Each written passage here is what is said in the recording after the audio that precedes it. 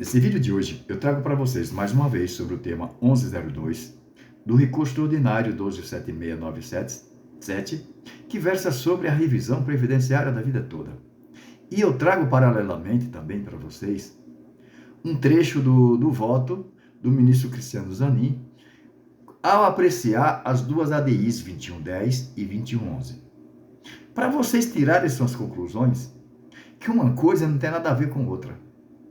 O julgamento do tema 1102 é justamente para reparar um prejuízo que os aposentados sofreram ao excluir do cálculo do salário-benefício as parcelas anteriores a 1994.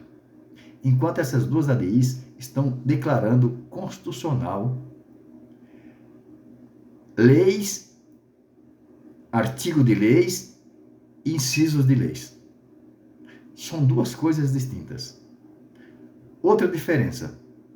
Essas duas ADIs trata-se do controle concentrado. Trata de uma ação direta de inconstitucionalidade. O tema 1102 trata-se de um recurso extraordinário que passou por todos os tribunais para se aplicar a norma mais vantajosa aos aposentados que sofreram aquela perda anterior a 1994. Ou seja, para sanar aquela apropriação indébita cometida pelo INSS. Essa que é a grande verdade. Porque não se pode permitir que um sistema venda para você algo como foi vendido e depois não entrega. Isso é absurdo. Isso cai em descrédito. E vem o ministro Cristiano Zanin tentando justificar como se aqui o tema 1102 estivesse pedindo uma declaração de inconstitucionalidade, quando na verdade está pedindo para fazer justiça. É só isso que está pedindo, para fazer justiça. Os votos dos ministros que votaram a favor dos aposentados deixaram bem claro, em especial o voto do ministro Alexandre de Moraes. Deixou bem claro, para se fazer justiça com as pessoas mais carentes, porque são essas pessoas hoje que realmente estão recebendo até um salário mínimo, que deveria receber 3, 4, 5 salários mínimos, está recebendo salário mínimo. Eu vou mostrar para vocês essa parte do voto.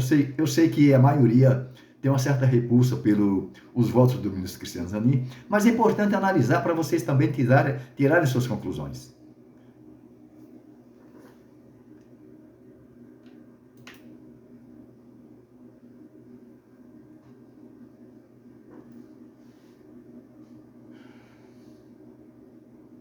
Então, muito antes de haver análise do recurso extraordinário 1.276.977 ou do tema 1.102, já havia um pronunciamento do plenário que negava a liminar postulada e que, portanto, por vias transversas, reconhecia a constitucionalidade dos artigos questionados, insisto, inclusive em relação à regra de transição. Permite? Pois não. Realmente, até porque o que à época foi questionado, os argumentos era que a regra de transição era inconstitucional porque iria prejudicar o INSS. Na verdade, o argumento é o mesmo de agora. Na verdade, não é do trabalhador que estava pedindo. O que estava pedindo era dizendo, ó, isso vai prejudicar o INSS. Pois é, mas independentemente dos fundamentos que constavam na petição inicial, os votos que foram proferidos naquela oportunidade, tanto pelo relator, o ministro Sidney Sanches, como por diversos outros ministros, analisaram se aquelas regras que foram estabelecidas na então novel legislação, se eram compatíveis com o artigo 201 da Constituição, dentre eles com o sistema atuarial, ou seja, aquele sistema no qual se estabelecem todos os riscos para que haja a preservação do sistema previdenciário. Então, foi esse o julgamento que ocorreu naquela oportunidade. Pois bem, me parece que agora, julgando o mérito da ação direta de inconstitucionalidade 2.110 e a 2.111, na qual foi negada a liminar há 24 anos atrás, nós não podemos aqui confirmar a constitucionalidade do artigo 3º e dizer que essa regra que está dentro de um sistema atuarial seria uma opção daquele que está no regime de previdência.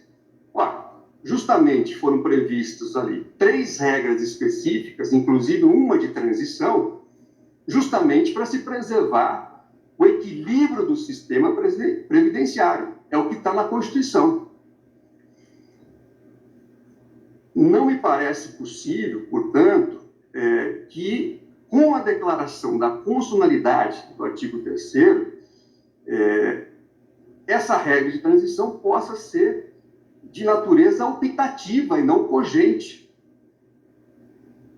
Então, o meu voto tem fundamentalmente essa divergência no sentido de estabelecer, de acompanhar o eminente ministro Nunes Marques, relator, e também acompanhar o eminente ministro Alexandre de Moraes em relação a todas as considerações sobre afastando a inconstitucionalidade formal e material dos dispositivos que foram impugnados, mas, em relação ao artigo 3º especificamente, reconhecer que, ao declararmos constitucional essa regra de transição, ela tem que ser aplicada de forma cogente e, por consequência, não é possível deixá-la, a incidência da regra, deixá-la a critério daquele que faz parte do regime previdenciário.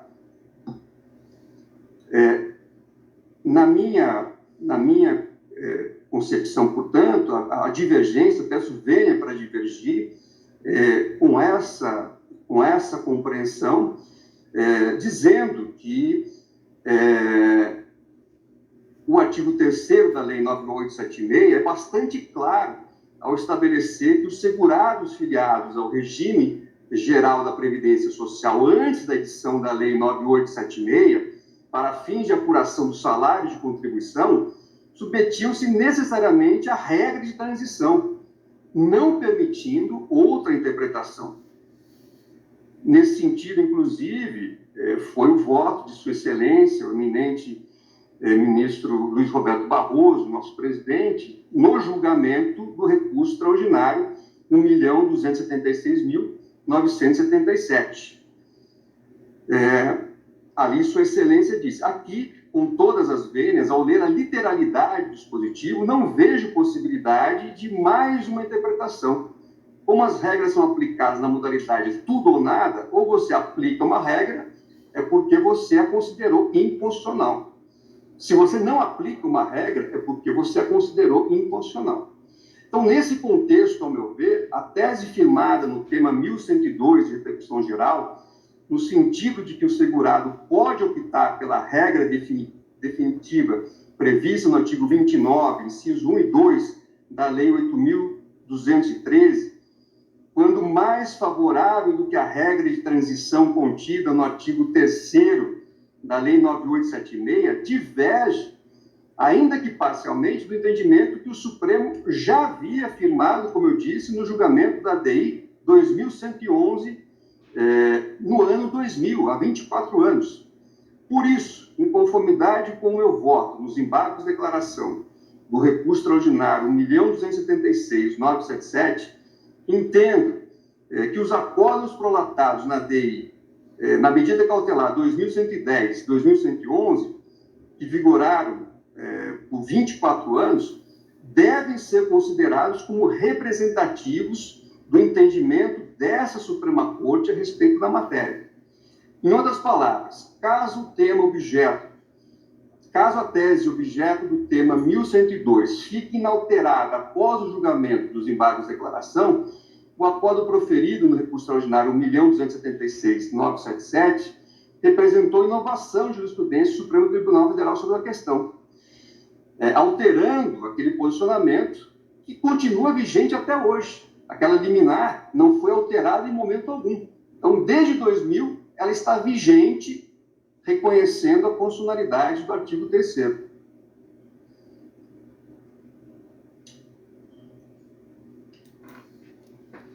É muito absurdo jurídico. É impressionante. Dessa forma, o INSS não precisa de advogado da União. O próprio ministro já faz o papel de um advogado. Por hoje é só, fiquem todos com Deus.